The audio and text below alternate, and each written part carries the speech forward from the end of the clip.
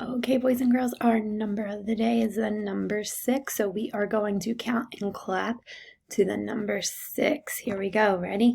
1, 2, 3, 4, 5, 6. Great job. Everybody point to the number 6 on your screen like this. Number 6. Great job pointing.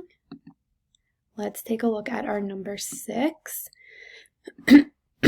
So we're going to put our fingers on the red dot right here, and we are going to make a curve,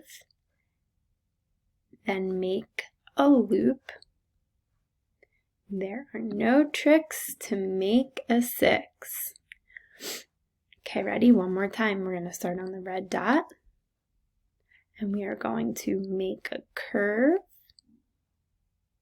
then make a loop, and there are no tricks to make a 6. Great job.